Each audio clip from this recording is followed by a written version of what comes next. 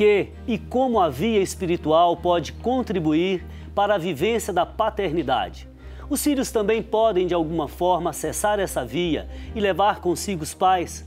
Vamos conversar mais sobre isso aqui no programa Conexões, Espiritualidade e Cotidiano. Nossa conversa hoje é com o diácono Gleivson Felipe, diácono permanente da Arquidiocese de Belo Horizonte, que também é marido e pai de família. Caro Gleivson, olha, falávamos no bloco anterior dos desafios de ser pai hoje, dentre eles o desafio das novas linguagens. Então eu queria começar agora com a questão que me incomoda um pouco. O filho, de certa forma, continua a vida do pai. Código genético, determinadas heranças, o aprendizado ali na família. Então, o filho repete o pai ou ele é um outro? Existe alteridade entre pai e filho? Claro que existe, porque cada ser é individual e eu não quero que o meu filho vá repetir tudo que eu fiz. Eu quero orientá-lo para no final ter a alegria de que ele tenha a sabedoria de ter feito a escolha certa. E não simplesmente repetir tudo que eu fiz. Que aí ele vai ser um robô, não vai ser um ser que pensa de escolhas. Né? E talvez se ele repetir tudo em outro tempo não vai dar muito certo, né? Vai estar em outro tempo, é outra história, e ele vai ter que construir a história dele. Em determinado momento, ele vai ter que fazer a escolha dele. Vai ter que construir. E é papel do pai orientar essas escolhas. E orientar e no final ficar feliz por ter feito a sua parte e ver que ele escolheu a melhor parte, que a literatura sapiencial fala da sabedoria, né? Se alegrar com a sabedoria do filho. Então, ser pai, o senhor dizia no bloco anterior, é prover, é cuidar, é orientar e é também desenvolver aí o horizonte da sabedoria. Para recuar no momento certo, para aprender também com o filho, posso dizer assim?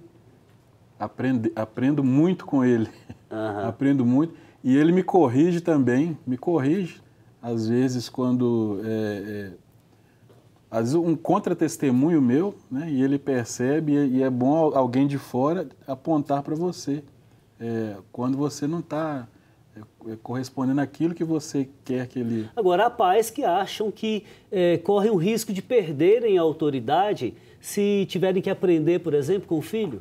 Existe esse risco? Não, de forma nenhuma. O filho, a convivência natural entre os dois não vai perder o pai não perde a autoridade, né? Da mesma forma que eu não sei tudo, né? E ele também... fazendo a sua experiência histórica própria, vai aprender coisas que eu não aprendi e vai me ensinar, inclusive nas relações humanas, né? Então, o pai, nesse caso, não perderia a autoridade. Tá, mesmo porque o conhecimento e o aprendizado, ele se dá no tempo. E cada tempo nos oferece oportunidades distintas, né? Há um dado momento que o pai tem que sair de si e abrir os braços para o filho, mesmo sabendo que o filho esteja numa balada, por exemplo. Ele continua sendo filho dele, mesmo que o pai nunca tenha frequentado uma balada. Mas é comum que os filhos hoje frequentem vários outros ambientes que não eram próprios, por exemplo, da sua época, da minha época, né? E aí a questão do pai, da profunda misericórdia de um pai. Eu percebo hoje que ser pai, além de tentar colocar limites, lógico, mostrar tudo, ser pai ter profunda misericórdia. Misericórdia que eu estou falando não é oposto de justiça, o oposto de o filho não ter limite. Misericórdia é justamente esse esperar do filho. Eu tenho a minha missão na pastoral carcerária também, de evangelização nos presídios, e nós fizemos um trabalho na Semana das Famílias, um trabalho de evangelização com as famílias que estavam na fila para poder visitar os seus filhos. E aí, a profunda misericórdia, eu vindo lá, um senhor e uma senhora para visitar o seu filho. Quer mais misericórdia do que isso? Está esperando o filho, mesmo tendo feito uma escolha errada, e o pai e a mãe estão lá esperando o filho. Então, nesse sentido, o senhor disse muito bem. A misericórdia, vamos dizer assim, conta também com a justiça. Não significa passar a mão na cabeça do filho, não significa dizer que isso não é nada, não, você cometeu um crime, você tem que pagar por ele, mas você continua sendo meu filho. Né? A misericórdia não é o oposto da justiça, não se contrapõe à justiça. Né? A justiça, só que a gente não pode ficar só na justiça, tem que dar um passo além. Tá bom. Então vamos dar um passo. Ser pai é um direito, um dom ou uma missão? Ou as três coisas ao mesmo tempo? É um dom de Deus, porque é uma situação que ser pai foge ao nosso controle, né, de certa forma, e nós vamos doar o nosso filho ao mundo. Mas eu vejo mais pelo lado da missão. Quem é pai assumiu uma missão e tem que estar preparado para essa missão. Essa missão do serviço... Começa bem cedo. Do serviço, exatamente. Quando se torna pai, acaba o final de semana, acaba dormir até tarde, acaba talvez o churrasco com os amigos, o futebol. Muda. A vida vai mudando. É um giro de 180 graus. Você estava de uma direção, vai por outra. Mas que não se torna, quando você assume com alegria, não se torna um peso, é uma satisfação. Então, até um padre me perguntou uma vez, um padre amigo meu, qual foi a sua maior alegria, a sua sensação maior, quando você foi pai ou quando você foi ordenado diácono?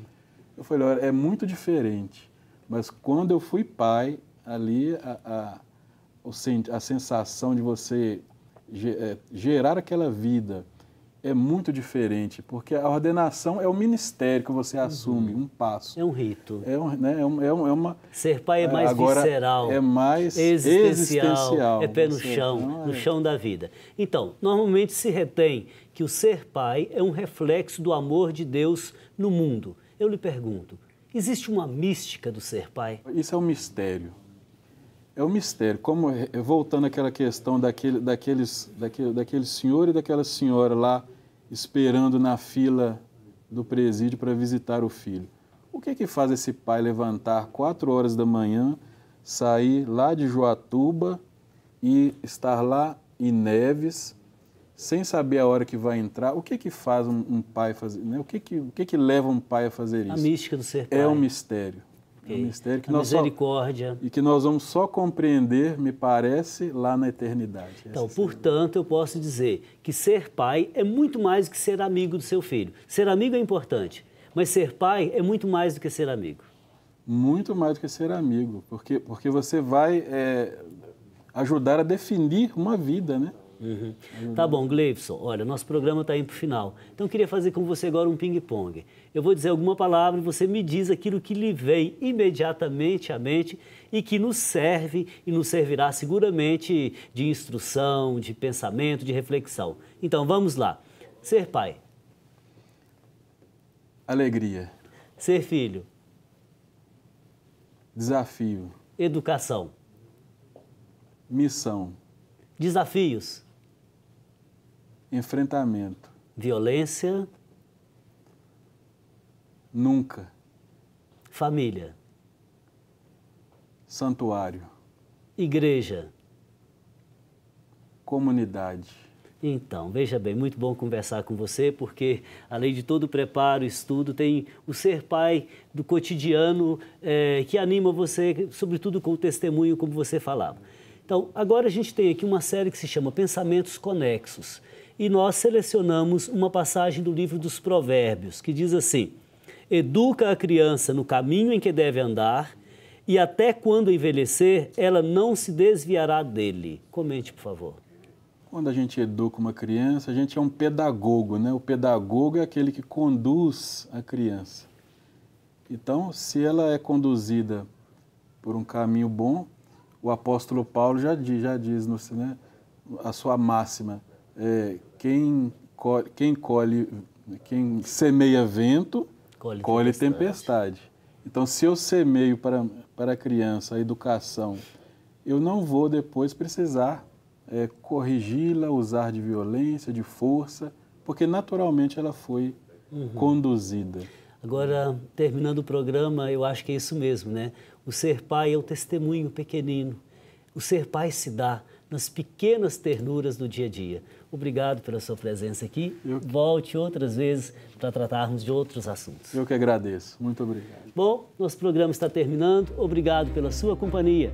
Na próxima semana eu te espero em mais um programa Conexões, Espiritualidade e Cotidiano, aqui na TV Horizonte, uma emissora da Catedral, Rede de Comunicação Católica. Fraterno abraço.